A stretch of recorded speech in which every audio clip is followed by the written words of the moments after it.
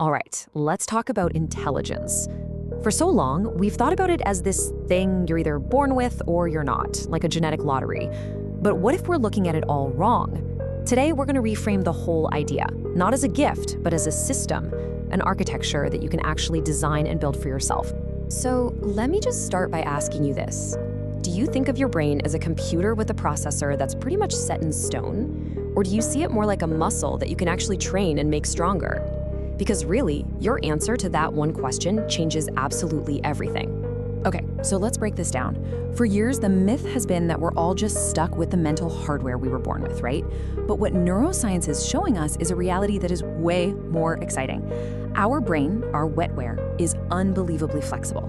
It's not about the processor you start with, it's all about the software, the habits and rituals you choose to run on it. So how do we do that? Well, we're gonna walk through the blueprint for building this new cognitive architecture. We're gonna cover 5 key habits: cognitive silence, intellectual friction, using what's called an external brain, gaining a multidisciplinary edge, and, this is a big one, strategic recovery. Okay, first up, cognitive silence. You know, in our world of endless notifications and infinite scrolling, maybe the rarest and most valuable skill is just the ability to think without constant input. And the science on this is just so cool. See, when you unplug and actually force your brain to wrestle with a problem all by itself, you fire up what scientists call the default mode network. You can think of this as your brain's creative engine room. It's the space where it starts making these surprising connections and generating its best ideas. It turns out, real breakthroughs are often born in the quiet spaces between all the noise. So here's how you actually build this muscle. Pick one problem you're trying to solve. Just one.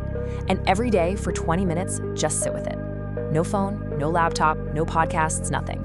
Just you and the problem. I know, it's gonna feel a little uncomfortable at first, but that's exactly where the magic happens. And that feeling of productive struggle leads us right into our second principle, embracing what we'll call intellectual friction.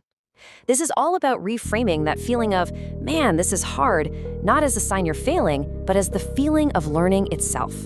And wow, does this quote nail it? The physicist Richard Feynman wouldn't just read a proof in a book, he'd try to rebuild it from the ground up on his own. He knew that if something feels too easy, you're probably just recognizing it. You're not really learning it. The struggle, that friction, is what's literally forging the strong pathways in your brain. So here's the habit, the first principles test. Next time you get stuck, before you reflexively Google the answer, just stop. Give yourself 10 minutes, just 10. Try to figure it out from what you already know. Resisting that urge for the easy answer is like a heavy lift for your brain. It's how you get stronger. Okay, our third pillar is about creating and using an external brain. And no, this isn't just about taking better notes. This is about using the act of writing as a tool to figure out what you actually think. And here's a super powerful technique to do that, the confusion journal. I love this. Forget writing down what you've learned. The goal here is the exact opposite. You write down precisely what you don't understand. You pinpoint the exact moment your understanding shatters. That's way more valuable. The habit itself is so simple, but it's a total game changer. When you hit a wall, don't just power through it. Stop. Isolate that point of confusion, and then write down as clearly as you can why you are confused. Just defining the gap in your knowledge is often the biggest step you can take toward filling it. Fourth, let's talk about building a multidisciplinary edge. The most innovative thinkers on the planet don't just stay in their little bubble. They build this amazing, flexible latticework of mental models by borrowing ideas from totally different fields. I mean, think about the power of this for a second. A biologist who only knows biology, they're fine. But a biologist who also understands game theory, they can see an entire ecosystem in a completely new way. The goal isn't to be a master of everything. It's to borrow the most powerful concepts from lots of different domains so you don't end up being a specialist trapped in a silo.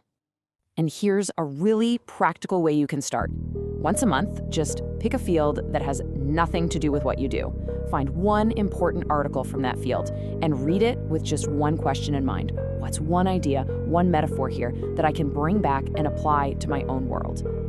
And that brings us to our final and honestly, maybe the most overlooked part of building a high-performance mind, strategic recovery. We have to start treating our rest with the same seriousness and intention that we treat our work. The core idea here is something called strategic oscillations. And the analogy to the gym is just perfect. Think about it. You don't get stronger while you're at the gym lifting weights. You get stronger when you go home and sleep and recover after the gym. Your brain works the exact same way. The real growth, the learning that sticks, it happens during the downtime. A fantastic habit for this is the 90-minute sprint.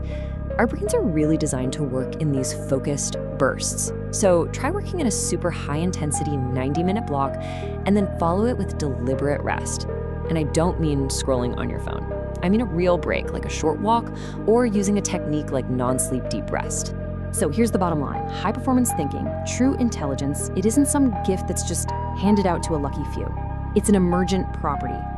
It's what naturally happens when you consistently practice the right daily rituals day in and day out. It's a system that you build. So I'll just leave you with this one question. It's time to stop searching for the next brain hack or that one quick fix. Instead, maybe it's time to just look at your daily habits and ask yourself a much better question. What architecture am I actually building?